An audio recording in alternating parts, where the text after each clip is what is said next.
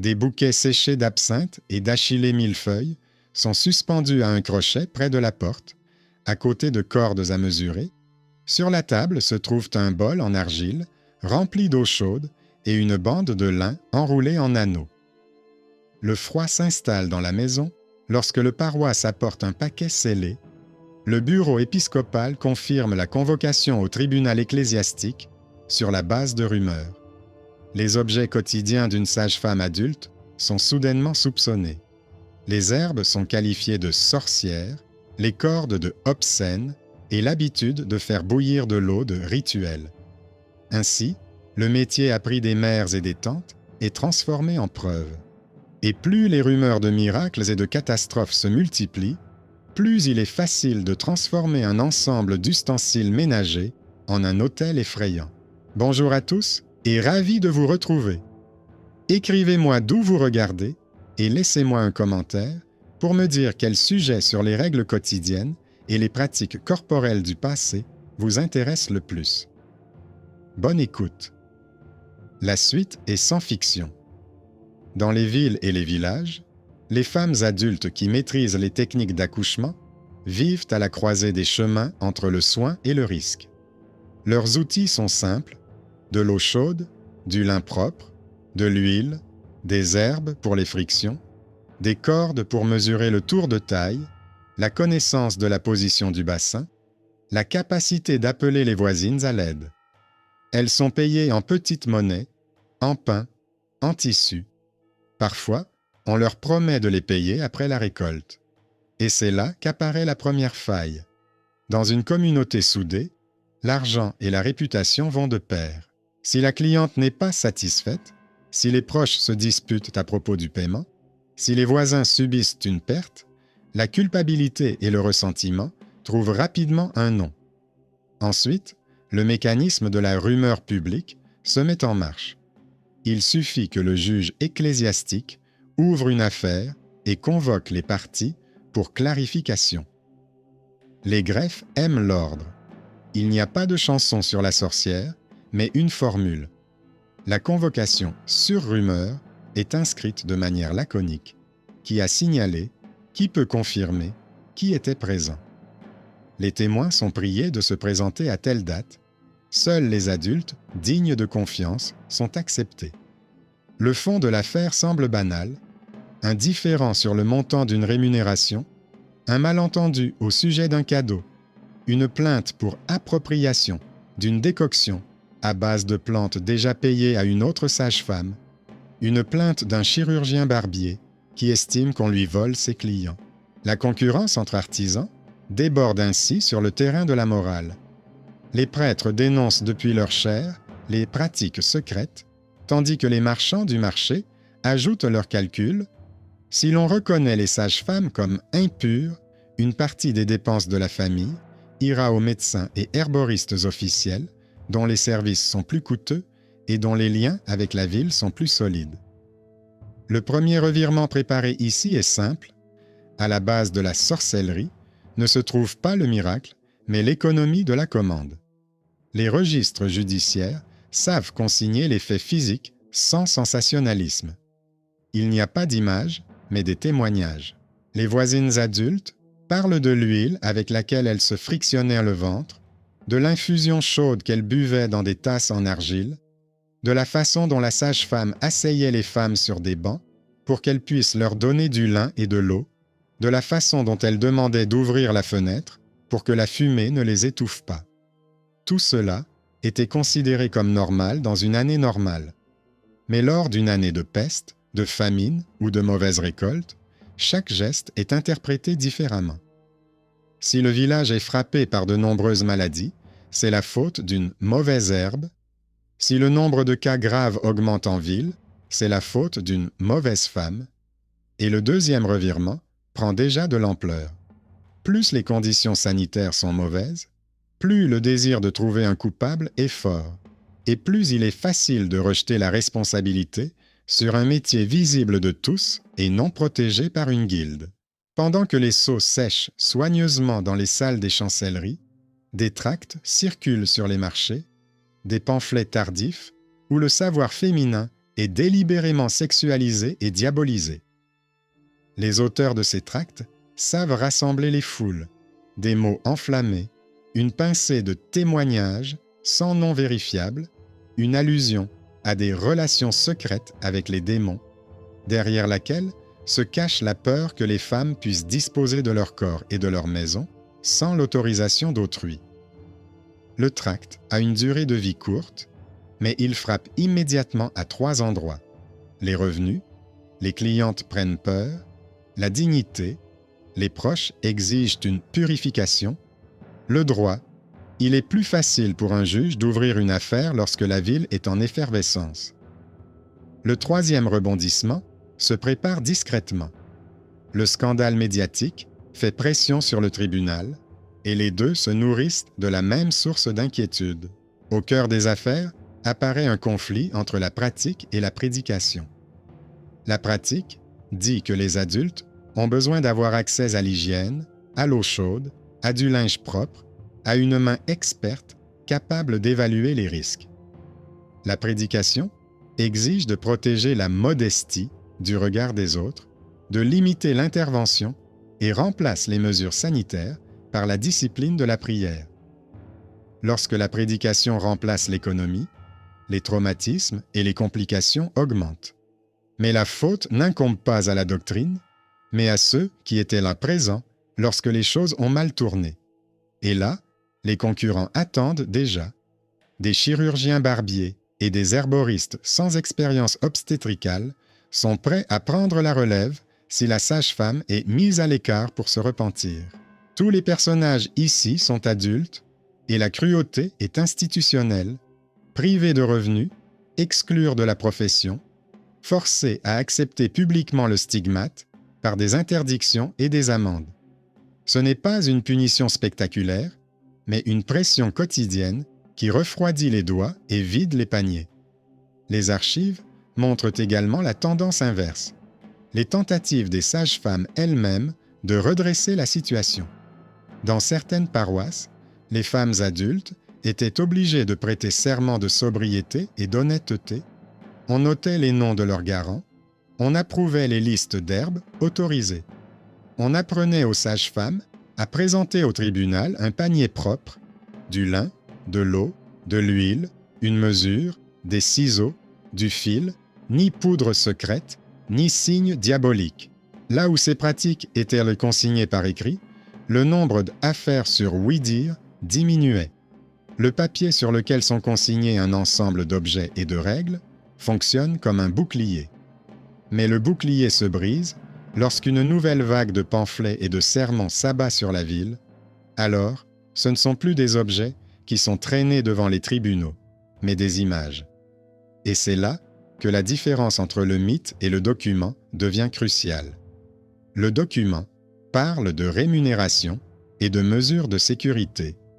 Le mythe parle de tentation et de serments secrets, et la foule choisira le mythe si on lui donne peur. La peur est particulièrement forte pendant les années de transition, lorsque les autorités réforment les tribunaux ecclésiastiques et que la ville réorganise les soins de santé. À cette époque, toute profession sans privilège est une cible facile.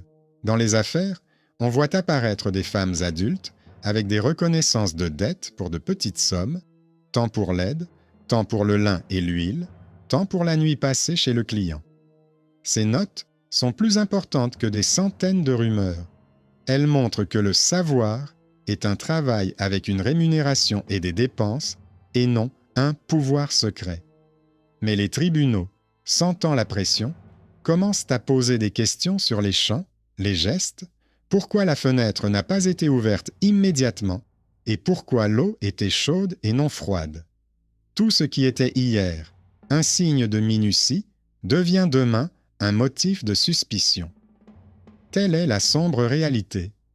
Les activités économiques des adultes sont interprétées comme des signes lorsque la politique a besoin d'un bouc émissaire. À la fin de la première partie, l'essentiel est clair. L'obstétrique quotidienne a été transformée en menace, car il est ainsi plus facile de contrôler la peur et l'argent. La concurrence et les sermons ont été envahis par la procédure a été officialisée, l'officialisation a donné au marché un nouveau langage de pression. Plus loin, nous verrons comment les pamphlets ont alimenté les flambées de chasse tardive, comment la profession a tenté de s'imposer par des serments et des listes d'instruments, et comment les archives nous apprennent à distinguer la doctrine avec ses idées de modestie et de ordre, de la panique qui aime le sang à l'oreille, mais craint le décompte et l'inventaire des biens. Il ne s'agira pas ici d'un conte de sorcières, mais de l'anatomie du métier et du pouvoir sur le corps, où les connaissances des adultes sont transformées en culpabilité, simplement parce qu'elles sont accessibles sans intermédiaire. Dans les affaires d'une paroisse, une brève mention d'un appel nocturne apparaît dans les marges. Une sage-femme adulte a été appelée auprès d'une femme en travail prolongé, la route était verglacée, les assistantes n'ont pas trouvé de traîneau, elles ont dû marcher, l'eau pour les ablutions a mis trop de temps à chauffer à cause d'un poêle trop faible. L'enfant n'est pas décrit dans notre récit, car l'histoire concerne des adultes, mais le résultat est lourd pour la ferme.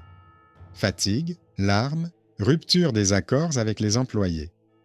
Le lendemain, un voisin se présente à la porte avec une réclamation concernant le paiement et une allusion à une intervention malhonnête. Et à l'heure du dîner, le commerçant exige le paiement du lin qui a été donné à crédit. Tout cela n'est pas encore un procès, mais déjà une pression où la connaissance est transformée en prétexte de chantage économique. Au bureau, on connaît bien ce genre d'histoire. Quand une maison est faible, les voisins testent la solidité de ses cercles de soutien. La sage-femme répond avec ce qu'elle sait faire, elle apporte des confirmations écrites de témoins, présente les dépenses pour l'huile et le lin, énumère les personnes qui ont été appelées pendant la nuit et celles qui ne l'ont pas été. Cependant, un facteur invisible joue en sa défaveur. Les feuilles et les sermons ultérieurs qui ont déjà réussi à répandre dans les esprits l'image du savoir secret des femmes ou les soins du corps sont délibérément présentés comme de la débauche. Les formes de cette image se glissent dans les questions des juges. Il n'est plus question de la propreté des mains et de l'ébullition de l'eau, mais des gestes, des chants, de la disposition des objets. Ainsi, la logique sanitaire cède la place à la suspicion symbolique, et à chaque nouvelle plainte, la liste des signes douteux s'allonge comme une mauvaise herbe. Dans une autre série d'actes, 2 sages-femmes adultes s'affrontent. Elles se disputent au sujet d'une cliente et de la question de savoir à qui revient le paiement. La concurrence artisanale habituelle se transforme en une lutte pour la réputation. L'une des parties lance une rumeur de malédiction par l'intermédiaire de ses proches, l'autre apporte au bureau une quittance de l'acompte et une liste de garants. Le milieu urbain ne supporte pas le vide. Rapidement, une croûte se forme autour de l'affaire, composée de notes dénonciatrices provenant de personnes qui n'ont rien à dire sur la médecine, mais qui ont de vieux comptes à régler concernant la location d'un banc ou d'un emplacement sur le marché. Le juge est obligé de convoquer tout le monde et d'écouter les cœurs. À ce moment-là, il devient clair que ce n'est pas tant le savoir que la structure de la voix qui détermine le sort de la profession. Qui a accès à la chaire, qui a accès à la table des marchands, qui a accès aux copistes dans la maison près de la porte. Le revirement réside dans le fait que ce n'est pas seulement l'idéologie ecclésiastique qui pousse à la sévérité, mais aussi l'administration municipale qui a intérêt à concentrer les paiements auprès de spécialistes fiables, plus faciles à comptabiliser et à taxer. Une sage-femme indépendante avec son assortiment de lin et d'herbes médicinales n'est pour eux qu'un chiffre qui ne figure pas dans les livres comptables. Sa faute est de ne pas être contrôlable. Les administrations répondent par une procédure. Dans certaines paroisses, elles imposent des serments aux sages-femmes adultes, exigeant qu'elles se présentent à l'autel et confirment qu'elles n'utilisent pas de mots et de moyens interdits. Les listes d'objets autorisés ressemblent à l'inventaire maigre d'une maison pauvre. Lin, huile, eau, des ciseaux, du fil, une chemise propre, un poêle chaud. Une ligne distincte exige d'appeler les voisines et les parentes adultes afin qu'aucune action ne se déroule sans témoin. Là où ces exigences ont été consignées par écrit, le nombre d'affaires qui tournent à la chasse diminue temporairement. Le document fonctionne comme un bouclier, car le tribunal dispose désormais d'une norme formalisée. Mais le bouclier se fissure lorsqu'une nouvelle vague d'inquiétude s'abat sur la ville. Mauvaise récolte, épidémie, rhume sévère. Les gens veulent une explication simple à une douleur complexe, et l'ancien schéma reprend vie. Le métier est désigné comme bouc émissaire. À cette époque, les étagères des boutiques de la ville se remplissent de feuillets où le savoir des femmes est décrit avec une intonation séduisante et des allusions destinées à la foule. Ce n'est plus de la théologie ni du droit, c'est le marché noir de la peur qui alimente la chancellerie épiscopale en signaux d'alarme. Une autre affaire s'étend sur plusieurs paroisses. Une sage-femme adulte est accusée d'avoir vendu à une autre femme un assortiment d'herbes et une corde à mesurer, soi-disant pour cacher le péché. L'affaire ne contient aucun fait concernant la transaction, seulement une rumeur d'une conversation rapportée par des tiers et une liste de herbes possibles. Le juge examine minutieusement le panier d'objets, huile, lin, eau, ciseaux, fil, absinthe, millefeuille. Rien d'exotique, tout ce que l'on trouve dans n'importe quelle maison. Mais une note anonyme est jointe au dossier où la même liste est accompagnée d'allusions à des pratiques secrètes. Dans la boîte à sceaux, où l'on a discuté 1000 fois de l'héritage et de la rente, on discute maintenant de la symbolique délirante d'objets simples. Il n'y a qu'un seul antidote, la comptabilité du métier, qui a versé la caution, qui a confirmé la convocation, qui a reçu le paiement et à quelle date. Une fois de plus, le document réfute le mythe, mais seulement là où la sage-femme a eu la force et les relations nécessaires pour rassembler les papiers et les garants. Parfois, le pouvoir s'épuise. Dans les affaires, on rencontre des femmes adultes qui, après plusieurs audiences, abandonnent leur métier et se tournent vers la blanchisserie ou les services de cuisine. Leur savoir disparaît avec elles, non pas parce qu'il est dangereux, mais parce qu'il n'est pas protégé par la guilde et le charisme de la chair. Sur le marché, ce phénomène est transformé en une nouvelle légende sur la purification des mœurs, et dans l'inventaire paroissial, il reste une pause. Qui roulera la nuit dans la neige? Qui a des réserves de lin et d'huile? Qui sait comment apaiser la fièvre et soigner les mains? Le paradoxe est que ceux-là même qui ont chassé le métier par un vent violent se plaignent ensuite de l'augmentation des cas dangereux et font appel à un chirurgien barbier de la ville qui demande plus d'argent et ne sait pas toujours faire ce que fait la voisine qui a parcouru des dizaines de maisons.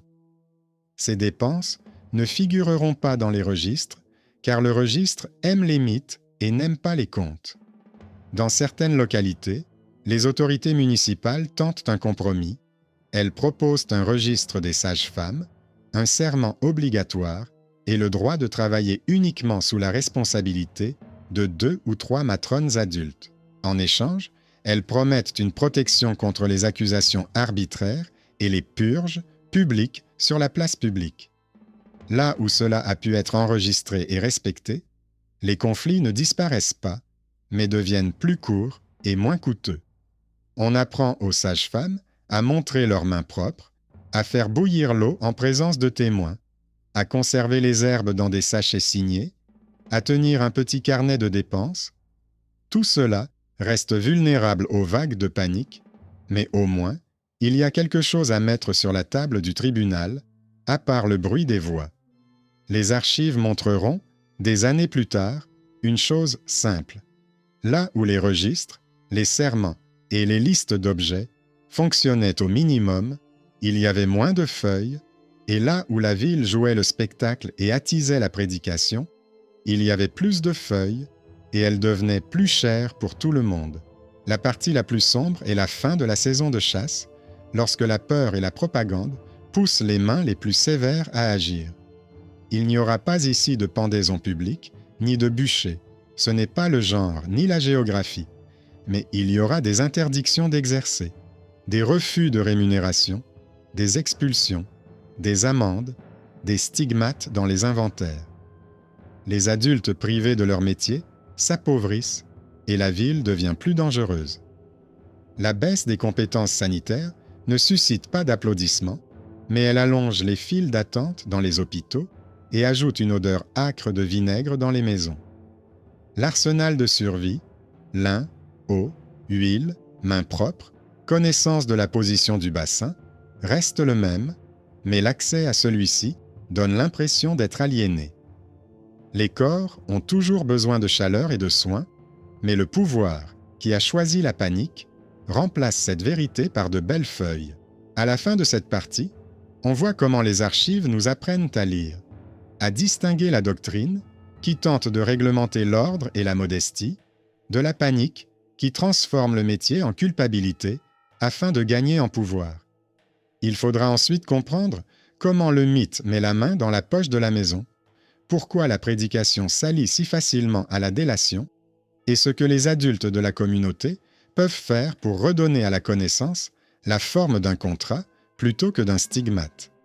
Dans un cahier contenant les dépenses de la paroisse, on peut voir un motif étrange. À côté des lignes concernant les bougies et la réparation du toit, apparaissent des contributions pour la fiabilité des sages-femmes, comme si la confiance pouvait s'acheter avec de l'argent et un cachet. La ville explique cela par le souci de l'ordre.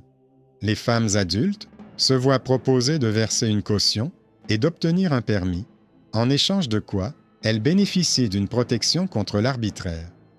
En réalité, la caution devient un instrument de sélection. Plus on est pauvre, plus on est vulnérable, et ceux qui ne peuvent pas verser la somme à temps risquent de perdre leurs revenus pour toute la saison. C'est dans cette faille que s'insère une nouvelle forme de pression. Il est plus facile pour les personnes enregistrées d'accuser celles qui ne le sont pas, et plus difficile pour ces dernières de se défendre, car leur panier de marchandises sans cachet est considéré par le tribunal comme un signe de secret. La situation est aggravée par la divergence des disciplines. Le tribunal ecclésiastique veille à la modestie et aux formes, le fonctionnaire municipal veille à la rente et aux impôts, et l'hygiène réelle reste entre les deux.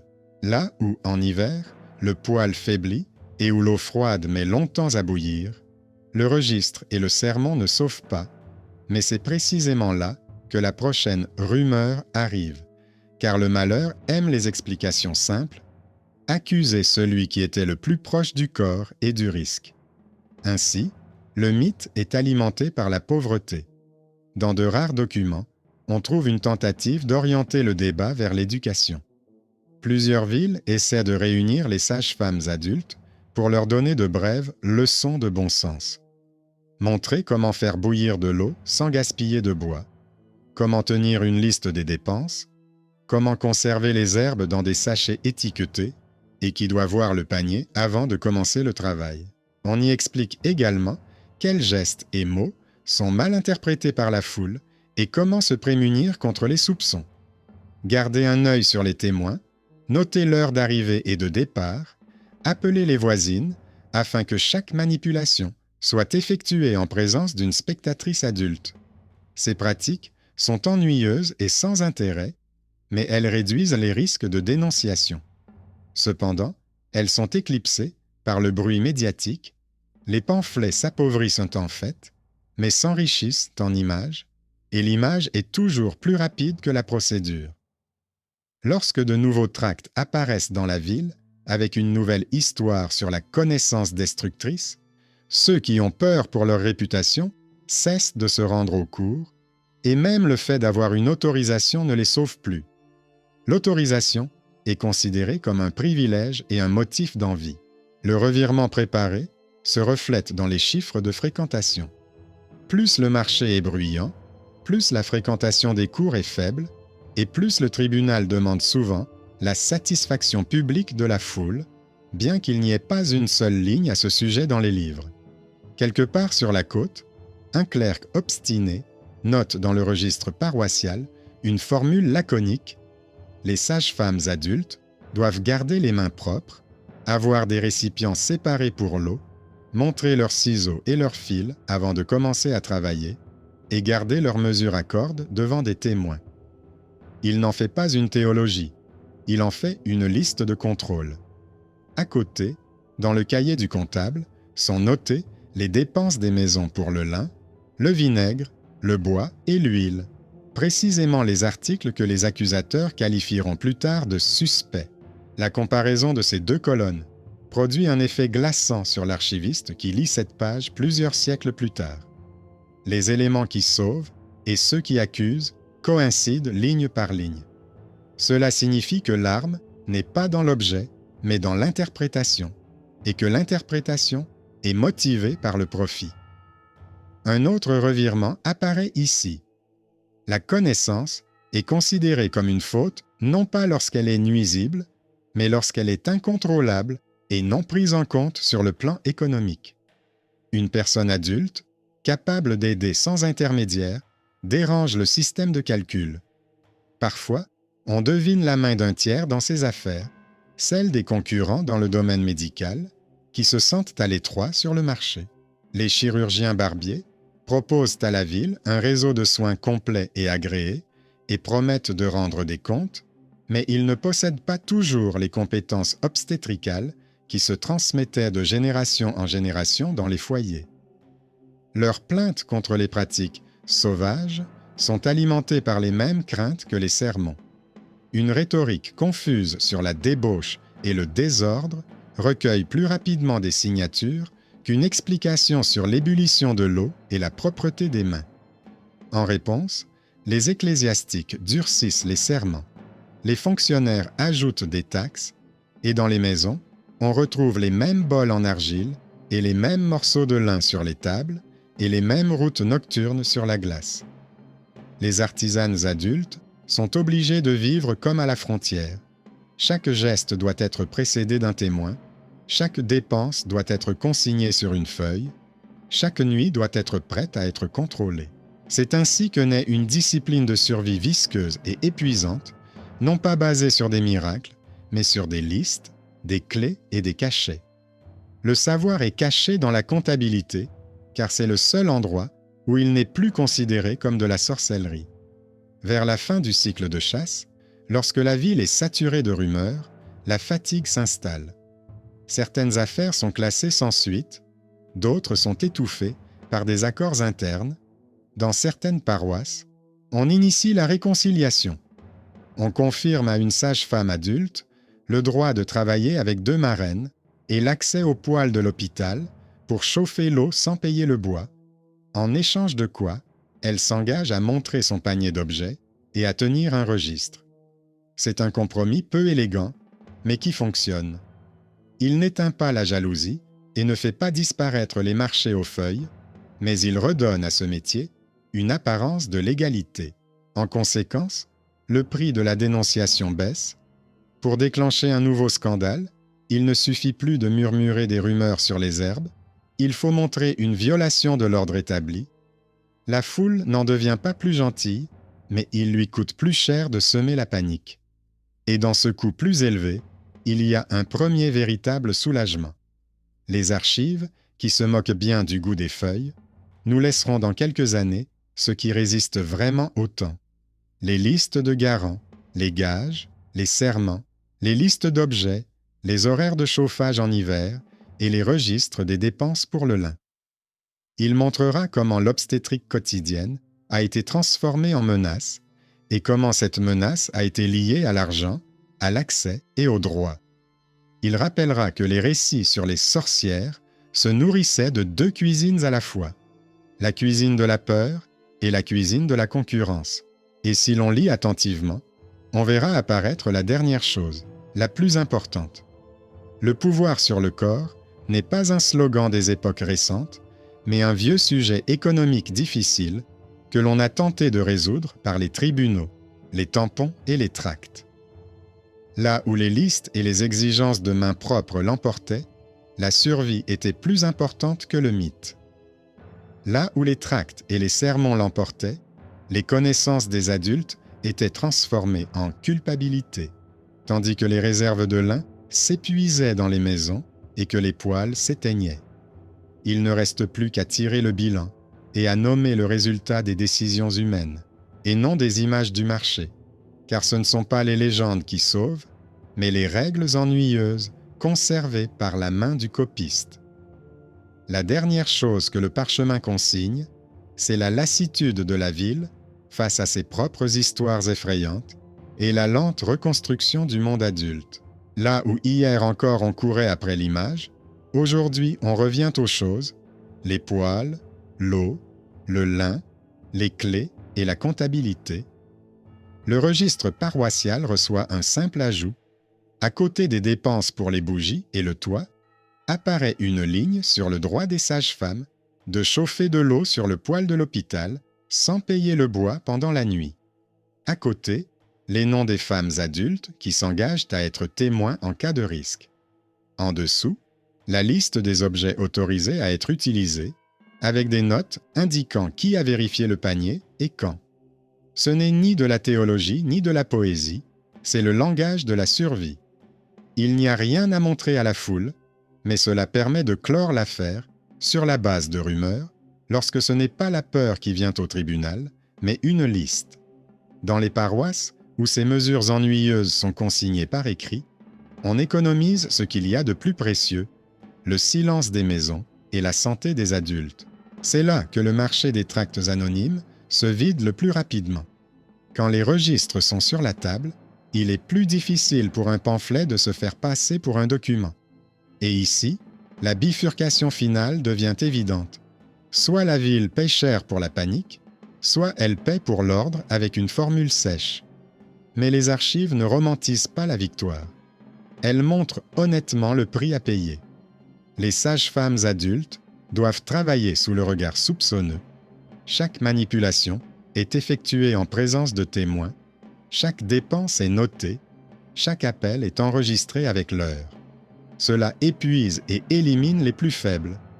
Une partie du métier se tourne vers d'autres activités, la cuisine, la lessive, le marché, et les compétences se dispersent avec elles. Une autre partie reste, se fortifiant grâce à l'armure bureaucratique, serment, caution, accès au four de l'hôpital, droit de conserver des herbes dans des sachets signés, obligation de présenter chaque année un panier d'objets. La ville prend le savoir en otage comptable, c'est mieux que la place publique, mais pire que le libre exercice du métier. Au final, il y a quand même des pertes. Là où la feuille règne en maître pendant la saison, les inventaires font état de dépenses plus importantes pour le vinaigre et le lin, et de notes plus tristes sur les nuits où il était plus difficile d'accéder à l'eau bouillante qu'à l'ouïe. La combinaison de la doctrine et de la panique dans ces affaires se lit comme les couches sur un mur. La doctrine tente de définir la décence et les limites de la participation, touchant aux matières délicates de la honte et de la distance. La panique, incapable de compter, aspire au spectacle et remplace la conversation sur l'hygiène par des mots sur l'impureté et le secret. La concurrence dans ce domaine est plus féroce que le sermon lui-même. Les chirurgiens barbiers et les médecins de la ville se disputent les honoraires et l'accès aux maisons. Les commerçants se disputent la solvabilité des familles. Les fonctionnaires se disputent les taxes et les comptes rendus. Là où chacun de ces désirs est satisfait, le métier quotidien des adultes devient un symbole. Mais le symbole ne guérit pas. Ce sont les mains lavées à l'eau chaude et le lin, vérifié devant témoins, qui guérissent. Les archives, fatiguées et indifférentes aux gestes de la foule, retiennent précisément cela. Et lorsque, des années plus tard, on relit les lignes sur le lin, l'huile et les clés accrochées à un crochet, on comprend clairement que la faute ici n'était pas dans la connaissance, mais dans le fait que la connaissance pouvait être appliquée sans intermédiaire, sans payer d'impôts supplémentaires et sans se soumettre à une autorité étrangère. Les pamphlets ne disparaissent pas pour autant. Ils changent simplement d'angle, de la sorcellerie à la morale, de la débauche à la désobéissance. Mais là où la justice et l'administration respectent la procédure, leur vie est courte. Une convocation, sur la base de rumeurs, sans éléments concrets, sans nom et sans délai, se termine le plus souvent par une simple mention de classement sans suite, et c'est à ce moment-là qu'on se rend compte à quel point il est important que la profession dispose d'un minimum de soutien institutionnel. Là où ce soutien fait défaut, le mythe revient, accompagné de la faim et des rhumes. Là où il existe, le mythe coûte plus cher et il va chercher une autre cible plus facile. Les adultes qui restent dans le métier n'écrivent pas de traités. Ils réparent des poêles, sèchent du lin, se disputent le droit d'avoir la clé de la porte de l'hôpital et montent la garde sur les routes gelées, où un panier lourd semble plus léger qu'un tribunal de papier, car ce tribunal est figé et étranger.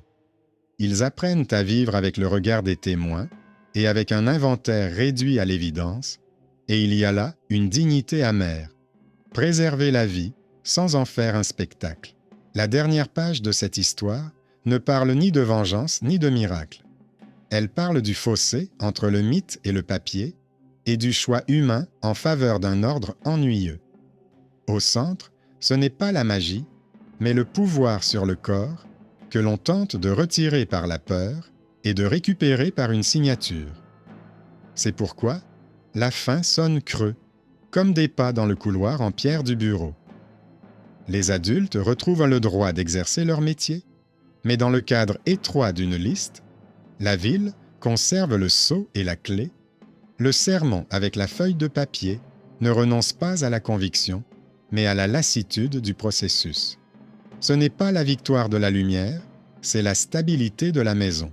Une maison où des bouquets d'herbes séchées sont suspendus à des crochets, à côté des mesures en corde, et sur la table, un bol d'eau chaude, où le savoir a cessé d'être qualifié de sorcellerie lorsque l'on a vu sa valeur et le travail qu'il représente, où l'intimité n'est pas un scoop pour le marché, mais une rubrique dans le livre des dépenses. Et si quelque chose dans cette obscurité ressemble vraiment à un salut, ce sont les adultes qui ont décidé de vivre selon la loi et non selon la feuille, et la ville qui a accepté de compter et non d'incendier. Et pourtant, le mythe continue de jeter une longue ombre qui revient dans les foyers à chaque mauvaise récolte, à chaque vague de froid prolongé, à chaque rumeur de désordre dans la paroisse voisine. À ce moment-là, ce n'est pas le volume de la feuille qui décide, mais la force avec laquelle le savoir a été lié à la procédure au cours des dernières années. Là où les sages-femmes adultes ont obtenu un ensemble simple de garanties, serment, de caution, accès au four de l'hôpital, registre des objets dans le panier, obligation d'appeler les voisines témoins, l'affaire sur parole est bloquée dès le seuil du bureau.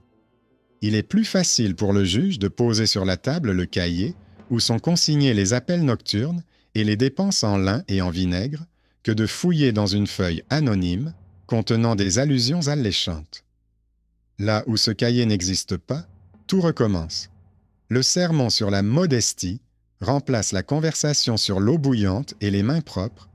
L'étal du marché avec ses pamphlets bon marché résonne plus fort que le sable dans le bac à sable pour saupoudrer l'encre, et la peur fait à nouveau apparaître des acheteurs. Dans les petites villes, ce pendule oscille plus lentement, dans les ports plus rapidement, mais partout, l'issue dépend de la disposition des adultes à accepter le monde ennuyeux des listes plutôt que le monde coloré des symboles. Et dès que cela se produit, les histoires de sorcières perdent peu à peu leur principal moteur, la confusion lucrative entre les soins corporels et l'angoisse morale. Au cours des derniers hivers, quelque chose qui n'existait pas au début s'est formé. Un réseau de soutien mutuel où les femmes adultes ne sont plus seules. Dans certaines paroisses, on organise des permanences par paire afin que chaque manipulation ait une deuxième paire de mains et une deuxième inscription dans le cahier. Dans d'autres, on se met d'accord sur un panier commun d'objets qui se trouve dans l'armoire de l'hôpital sous double clé, afin que personne ne puisse dire que quelqu'un a une herbe spéciale. Ce n'est pas l'idéal et ce n'est pas un bouclier contre l'envie, mais c'est un cadre dans lequel il est plus facile de démêler les tragédies sans faire de spectacle. Quand un malheur survient, ce n'est pas une image qui est présentée au tribunal, mais une succession d'événements qui a appelé, qui est venu, comment l'eau a été chauffée, ce qui a été montré aux témoins, quelle somme a été mise de côté pour le lin, qui a versé l'acompte et quand. À ces lignes, le texte s'arrête et respire. Au lieu d'une sorcellerie pompeuse, on trouve une comptabilité de la vie lourde, mais honnête. Ceux qui voulaient du sang ou du spectacle quittent le marché déçu. Le document ne sait pas divertir, il sait empêcher la maison de s'effondrer. Mais l'expérience n'efface pas les traumatismes. Les archives témoignent de la fatigue des corps adultes, dont les articulations sont douloureuses à cause des routes nocturnes et des marches humides, dont les mains sont rugueuses à cause du lin et de l'eau bouillante. Elles enregistrent l'épuisement, non pas avec un mot à la mode, mais avec une ligne silencieuse, à cesser de travailler. Ils préservent les noms de ceux qui sont tout de même restés, acceptant de vivre sous le regard des témoins et derrière les portes closes de l'hôpital. Leur choix est dépourvu de romantisme. Accepter d'être contrôlé pour avoir le droit d'approcher le corps, supporter la suspicion pour avoir accès au four, savoir fermer son cahier quand le marché redevient bruyant. C'est un prix lourd à payer, mais il est moindre que celui payé là où le processus n'a pas été suivi. Là où l'artisanat a été remplacé par des feuilles, où le froid et la saleté sont revenus en ville, et avec eux, les longues files d'attente devant les comptoirs des hôpitaux, et le vinaigre amer dans les chambres, où rien ne pouvait effacer l'odeur de la peur. Ainsi, lorsqu'elle est appliquée avec modération, la doctrine s'avère être une alliée de l'ordre, tandis que la panique, même lorsqu'elle est revêtue de mots sacrés, reste un marché. Quelque part au fond des inventaires, on trouve une note laconique indiquant que la paroisse a annulé l'amende pour mesures indécentes et a introduit l'obligation de conserver les rubans de ficelle à la vue des témoins. Elle est suivie d'une autre mention indiquant que tout appel nocturne donne droit à de l'eau bouillante gratuite à l'hôpital si le poêle de la maison est froid ou si le bois est de mauvaise qualité. Un peu plus bas, on trouve la liste des herbes autorisées et la mention que chaque bouquet doit être placé dans un sachet séparé portant la marque de la main du contrôleur. Ce sont là des décisions apparemment insignifiantes, mais ce sont elles qui séparent le mythe du papier.